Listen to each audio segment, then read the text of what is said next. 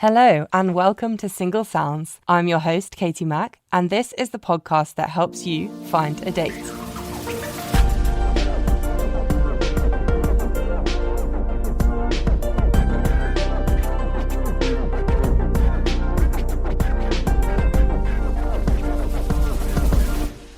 This week's character has a gorgeous personality and also someone who has had plenty of dating experience. Her TikToks are so entertaining, many of which are about dating, and she has plenty to say about dating apps versus meeting people in the wild. Welcome to Single Sounds, the one with dating younger in your 30s. Oh, hello. How are you? Good, thank you. Not many people ask me how I am. It's totally fair, no? How are you? I'm all right. I'm doing very well on this beautiful Sunday morning. Yeah, it is a nice day. So let's start with your profile. Who, what, where? Who are you sexually attracted to? I'm sexually attracted to males. Yeah? Yeah. Good. And what are you looking for? I'm 35, so I think at this stage it would be very nice to meet someone who's going to be a long-term partner. Mm-hmm. Do you have any height preferences? Any hobbies or anything? I think someone who's obviously honest, committed, who's going to put the same effort as I would. Mm-hmm. And I think something that I would need to consider is open-minded, not like very strong cultural belief or religious belief. I would rather meet someone who's on the similar page as me. Sounds good. And where would you like to date? London. Yeah? Yes. Any particular region? Some people like to say zones or commuting distance. No, I guess I don't mind. If the feelings are there, I don't mind going to west, north or south. Yeah, any. I think farther than perhaps, London, another town or something would be harder. Mm-hmm. But mainly, yes, the city is fine. Yeah, like that. Up for travelling within London. Okay, so we're going to play Never Have I Ever. Okay. So you tell me your Never Have I Ever and I'm going to rate it as either wild or tame. Okay. So I have never have I ever been with another girl. With a girl. With a girl? No. So many people experiment at uni and things like that. Yeah. That's why I think it came to my mind, yeah. So have you never even kissed a girl? No, yeah. That is quite crazy. I think most people, or when they get drunk, like you said, at uni, they'll kiss their friends. Or with games or something, right? Yeah, games, that's true. Spin the bottle sometimes. Exactly. Yeah. No, never. Never, yeah. No, I'll say that's pretty wild. Yes. That's good. Never have I ever posed on a naked session photo or, those boudoir photo sessions. Never done that. No, I haven't done that. I find them very interesting when I see them on Instagram. I'm always like, oh my God, I wish I had that confidence to go ahead and do it myself. I actually saw once, I was looking for, those experience presents on Virgin Experience days and stuff. And one of them was you could buy your partner a photo session for, boudoir, I think it's called. Yeah, exactly. That one. That's the one. I love them, don't get me wrong. And I thought, wow, that would be such an interesting present to buy someone. Exactly. And you could buy couples, so you could go together. And I was like, wow, what a date that would be. Yeah, I'm following a lot of pages right now, but I still don't have the courage. Yeah. Maybe one day. Yeah. I guess you are 35, so if you're going to get the confidence, it'll probably come soon. Now, yeah. Awesome. Okay, so what is your toxic trait? Accepting money from my parents and telling them that, it's only fair because they don't have grandkids. So So they're saving money for not I having grandkids. See, you didn't have to buy clothes for them or toys, so you can give it to me, Yeah, no, I think that makes sense. So as in at Christmas and stuff, normally if you had kids, then they'd have to buy them presents and birthday presents. So now you can just get extra. Yeah, they will be spending, I'm sure, a lot of money on the kids, so why not to me? Because they don't have them yet. Or travelling to come and see them. Sort of. Yeah, because they'd probably want to see them more. 100%. Oh dear, I like that. I think I'd be the same. It's because I realized last time I saw them, literally 2 weeks ago, I was thinking, you shouldn't do that. Telling them just give it to me. You're literally saving right now. Yeah. You would be spending a lot more. So. Do they really want you to have kids? Yes. Yeah. But they always say, it's a personal choice. So. Okay, they're not pushy about it. But, no. But they would really want grandkids. They would love it. They have birds and dogs and they're crazy with them. When I look at them, I'm like, what are you doing? They're like, we need grandkids. And I'm like, it's not happening. No, anytime soon. So They've got to wait. Be patient. Okay. And what are you weirdly attracted to? Hands. Oh, yeah. Okay. I don't know why. Yeah, it's interesting. Something about some hands that drive me crazy. Yes, like if they're like big, I don't know if it has to do with the protection or with, I don't know, something like that, like manly thing. Yeah, but I like it. So it has to be like big hands. Yes. Any other characteristic, like hairy? Why not? Yeah. I like hairy, actually. Yeah? Yes.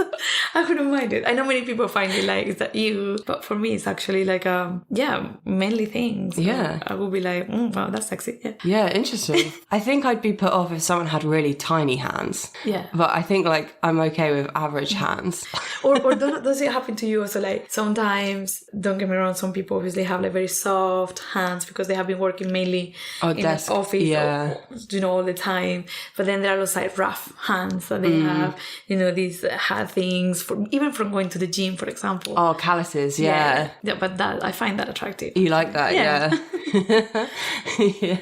No, I've had it the opposite. That someone said that they hate when they like nice hands, like clean hands. So they hate when they have calluses from the gym and stuff, yeah.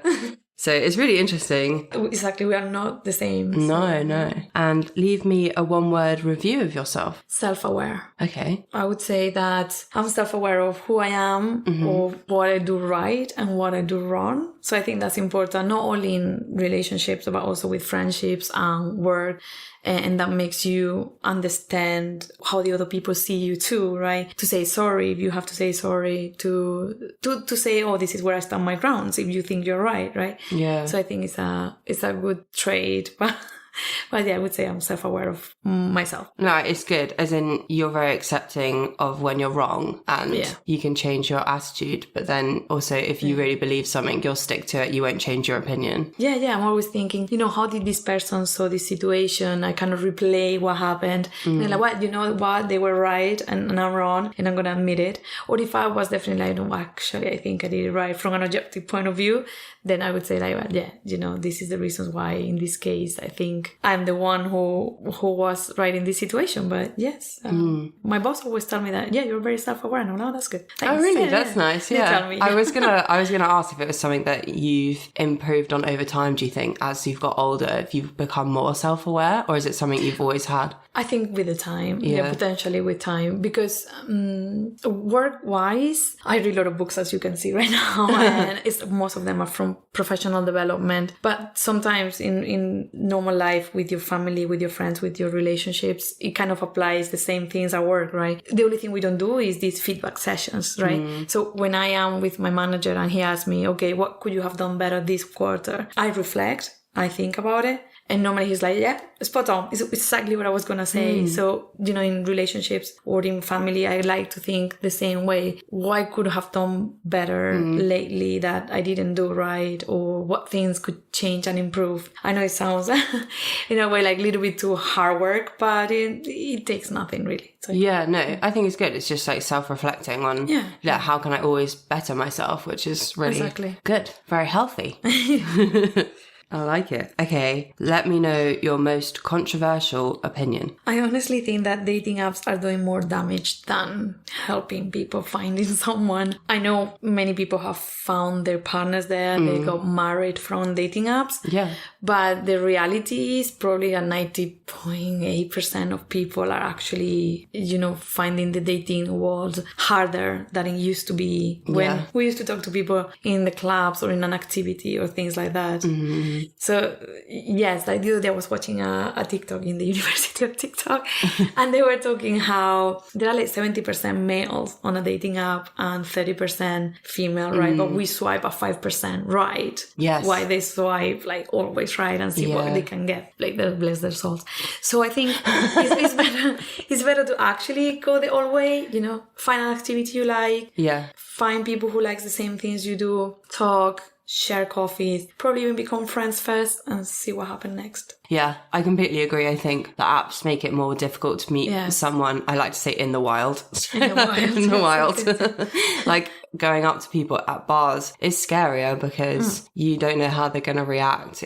They might take it in the complete wrong way, thinking that you're going to be almost predatory because you're not, you know, like on the apps like everyone else. And that's where it's kind of like it's given dating a specific space. And actually in everyday life now, you can't meet people the same way because they're like, well, you know, you've got apps for that now. You don't need to approach people in a bar, but you probably want to. Yeah, totally. That's the thing. And it's hard, but I think it's a skill that we can work on. It's like a muscle, right? That you can work out. Just try to do little things. And I mean, it doesn't need to be like straight away say, oh, I want to date you. No, it's more like kind of becomes friends. You know, let's have a chat, let's go for a coffee. And sometimes if you don't see the same, you know, the same kind of effort, the same will that you're putting in the other person, then you know you need to drop it and of course on to the next one because that person is not interested. Yeah. So are you on any apps at the moment? Actually, I am. You are? Yes, I am on Bumble. Okay. Yes. I feel like most people have at least one,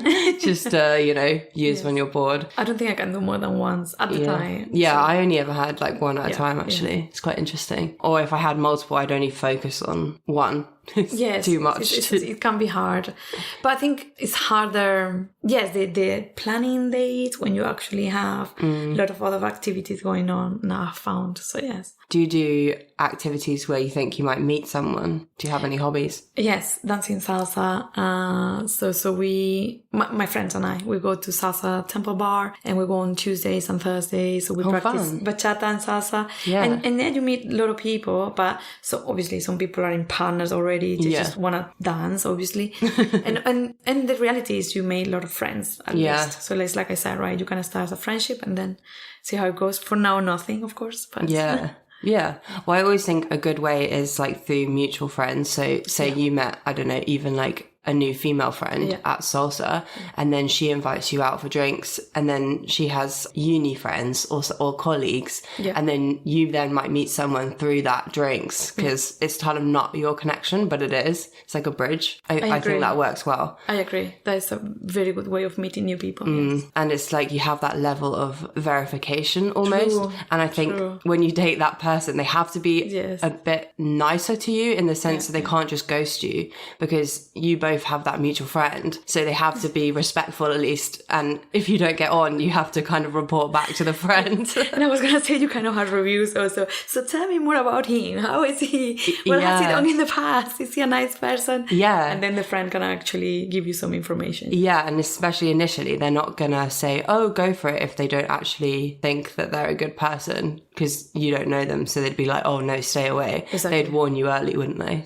And then, you know, I think if they do say, oh yeah, no, you guys might get on really well, it's a good base, isn't it? There's a potential. I think it's a good controversial opinion that dating apps are kind of ruining. It's ruining the wild something that I'm thinking lately. And finally, let me know your non-negotiables. So we already obviously said at the beginning about the strong mindset, or if they're like very cultural attached to something that is different from mine. But I would say smoking. I don't smoke, so I would like to find someone who doesn't smoke. Lack of values. I have very strong bonding with my family. I completely understand if someone, for some reason, obviously they don't get along with their family, but at least with friends, you can show those values, you know, that you care about the people you love, that they love you back. So I think I need to find someone who's considerate of other people like me and that doesn't live abroad. Kind of mentioned also that I live in London, but I don't think long distance could work. No. Have you tried it before? Yeah, well, a long time ago when I was living in Spain, was in the south and I was dating someone from the north. Okay. I think we saw each other twice in reality. Oh my goodness. No, it didn't go well. I think obviously it's either you move to north or the person moved to south, and that didn't happen. So yeah. So was that always like you'd have to get a plane? Yes. Yeah. Yes. Because it's too far to drive. Like 11 hours if you take a bus or something like that. So it's crazy. Yeah. So you'd fly for a couple hours probably. Yeah. But still, at the time, obviously, I didn't have the same amount of money or anything like that. Definitely. So, no. Yeah. It didn't help. It's then you've got to try and like find a big chunk of time to go. You can't just go for a day, can you? You've got to go for like a few days to make the flight money at least worth it. And exactly. Trying to align people's calendars is a nightmare. Yeah, it's already a nightmare. So imagine long distance. Yeah. I think it's funny as a society now. I just think we're busier. Like, True. I just don't have free time. Just like, I don't, and most of my friends don't either. Like, to try and get us all in one room, Yes, yes. even if there's 5 of us, it's so difficult. So I agree with you. Like now, I wouldn't be able to do long distance because I wouldn't be able to block out weekends because something would always come up and I wouldn't want to miss an event in London or I'd want to go see my family. And I struggle to go home, let alone like going. Yeah, it's a mix of things if you think about it. For example, well, I live here in East London, right? Only to get to Central or to go somewhere is 1 hour at least. So you really have to put time to commuting, but also the fact that you said, right, all the events either coming from work, from friends, from previous jobs, from friends from salsa, from friends. So you always have something going on and it's getting harder to actually find the time to see someone. But Yeah, definitely. So I think it's another one where you've got to date intentionally because your time is precious. You don't want to be wasting time. Like when you do meet those people, it's good to start off as friends because you can see them like in that setting. You're not wasting your time. Okay, moving on to your Bestie Rex section.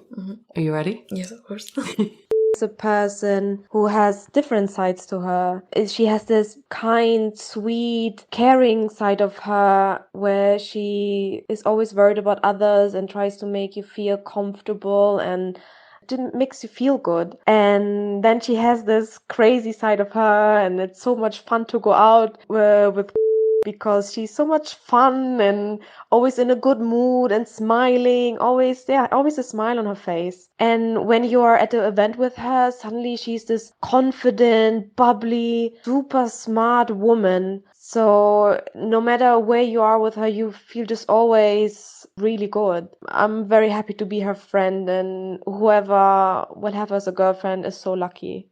That's a good friend right there. Yeah, it's very nice. She's Super lovely. She's very sweet herself. So yeah. Yeah. I liked how she described your 2 sides. I think you covered the first one earlier. You said that you like to think of other people and like you really value that as a trait of yourself. But then she kind of said maybe what a friend would say, like your other really fun, confident side, which I think comes across. But yeah. It's nice to hear. Yes. I think, when I go out, I kind of forget about the rest. I just want to have fun, dance with my friends. And it's true what she said. I'm always normally in a very good mood. Yeah. And if I'm not in a good mood, I don't think I will go out. So I don't think they would see if I am, I don't know, like sad for some reason. But I have that crazy side in the sense like I just, create some TikToks here and there. So I would say I'm confident in that side of things. I love your TikToks. I think they're really good.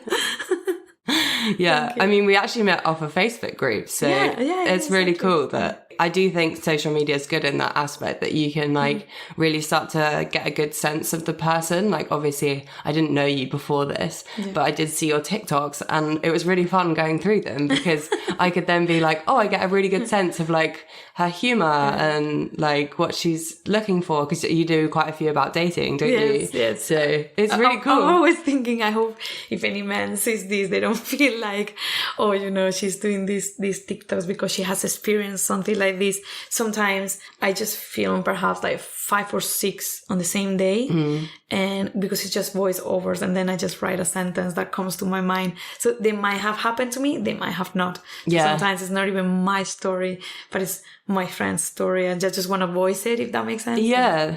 Yes, so you're just like voicing experiences through your TikTok. Yeah, I love it. I think it's so great. And I like it when other ladies comment like, oh my gosh, can I share it? Or for real, and things like that. So I feel like the audience is also the females probably around my age feeling the same way. So I like that. Yeah, it's nice. You build like a community of people that feel the same. Yeah. I think there's a really strong community actually of women in their 30s, especially that are single, don't have kids. Like most of the podcasts I listen to are women in their like mid to late 30s, and they're always my favorite because they have so much experience. They're so knowledgeable. I need to tell you something also, that something that we're finding is that all of us are dating younger guys nowadays. Yes, I spoke about this earlier. And one of my podcasters is the same. She's 37, I think. And and she really likes to date 26 to 28-year-olds. Oh, wow. Which is, okay. quite a lot younger. Are you thinking, what's your young, 30s then? No, I would say 28. 28, yeah. It's really interesting. Yes, but I think, I don't know why. Don't get me wrong, I obviously am open to meet 37, 38. Yeah. It's just, I think there are less open to, I don't know how to explain it. Like, even in the apps, I cannot find that many 37, 35, 36 years olds that I would date. Okay. However, when it comes to the 30, 31, 32, they are open to activities, energetic, they want to do their stuff, and you feel young yourself. Oh, I see. So you think it matches your energy level? Yes, yeah, I think interesting. so. I really think so, yes. Yeah.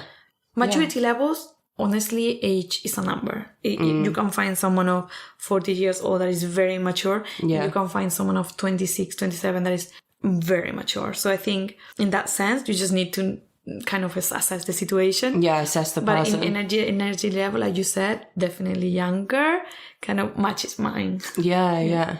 That's really interesting. I've definitely seen that trend. So Yeah, it's a trend. Yeah. Like most of my friends, their boyfriends, they have been together for 2-3 years. They are younger. They were younger, yeah. They were younger. I'm obviously 26, so mine's going at the moment the other way. So I was saying on another episode that all my friends are dating 30-year-olds. So I think the boys that are 30 are doing really well because they get both. They get, I think so. they get 25 plus, and then they also get 35 minus. So they have a really big pool. Yeah. True. So if you're a guy and you're 30, you're doing good. Yeah, you're lucky. Yeah, don't panic. This is really interesting. It's very interesting. Yeah, because a lot of my friends now, they're very serious with their boyfriends, and some of them are up to 32, turning most of them turning 30. It's really, really interesting. But I think that's because they feel like the boys are 26, they can't find the mature ones, or if they do exist, I'm sure. But I think most of them are already in relationships, so then you've got to go older. Potentially, yes. Yeah, and I think maybe when you hit that 30, you start to think, oh, I probably would want a more serious relationship. True, yeah. Yeah, so it's why it would work for your age group as well, because you're also looking to date intentionally. So, yeah. Yeah, and I mean, don't get me wrong, because I obviously gave chances to people that were in their late 30s, nearly 40s, and it's just... They came with a lot of experiences and a little bit more heartbroken, if I might say. Obviously, don't judge everybody because of this experience or two that I had. But I just got that feeling that also the younger guys are more relaxed and open and let it flow and things like that. Yeah, that's interesting. So the older guys, in your experience, have probably either been through a really tragic breakup or something along those lines, maybe a broken engagement because they're that much older, or maybe even a divorce, actually. Exactly. Yeah. One of my podcasters did say they were going for divorced men because they thought they were really good. That's in because they were committed. Yeah, they showed that they could commit. So she liked that. And I was like, okay. Yes. Of course, there's always a person for another person, right? Yeah. Okay, we're going to play this or that final section. Yeah. So you get 2 options. Just go with your gut feel. Okay. Sun or moon? Moon. Nice and quick. That's an interesting one. Why moon? I love it. I love when it is full moon. I'm always taking pictures, videos. I dream a lot with the moon. I wanted to have a tattoo. Yeah. I don't know why. It's my thing. I love full moon. In summertime, it's lovely. Would you rather buy 10 things you don't need every time you go shopping, or always forget that one thing you need? Forget that thing that I don't need. Yeah, just forget the one thing. Yeah, be conscious about that. Yeah. I would say, especially in London, especially nowadays. Yeah, it would be expensive to buy 10 things. You would end up in Vinted selling all of them potentially. Yeah. So, Yeah, for less. That's true. We need to be money savvy. Would you rather a new phone or a new laptop? A new phone. Yeah. But because I travel a lot and I like filming, doing the TikToks, the videos, right? So I would rather have a phone that has a very nice camera, very good settings, because my laptop is mainly for work. I don't do much with it anyway. Yeah. Yes, fair enough. Would you rather have a phone that's full of battery all the time or a car full of petrol all the time? A phone full of battery. Yeah. That's a good one, because lately, I know with the petrol prices, probably I should have said the second, but I don't drive in London, so I don't need it. So I'm going to be conscious of the phone at this time. Yeah. Yeah, I feel like you're right. The petrol one would be like money saving. And then if you do want to travel, that would be great. It'd be like free transport. But yeah, right now, you could have a easier life with a battery that never died. Okay, trainers or boots? Trainers. Yeah. Yeah. All the way. All the way. Very comfy. If you wear it nicely, probably for every outfit. Yeah, I agree. Yes. I've got much more into trainers for like wearing them with dresses and skirts. Yesterday I had the brilliant idea it was Saturday, right?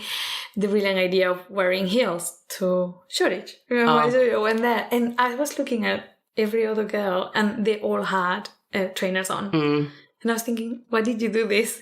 Of course I was tired. Of course I wanted to come back home. So if you want to have fun also in a night out, wear comfy shoes. Yeah, definitely. I wore trainers last night in Shoreditch. Good. I can say it was a good decision. Yeah, two of my friends were in heels actually, and we were dancing a lot, and I was like, oh no, I don't know how you're still here. I was tired even with the it's hard. trainers. It's hard work. Okay. And last one, would you rather never eat fruit ever again or be forced to eat fruit with every meal? Forced to eat fruit with every meal. Yeah. Yeah. I think so too. Some of them are very tasty and juicy and nice. I don't think I can say no forever to strawberries or blackberries. I love blackberries. I had some this morning. Delicious, yes. Watermelon. Oh, yeah. Peach. I love all of them.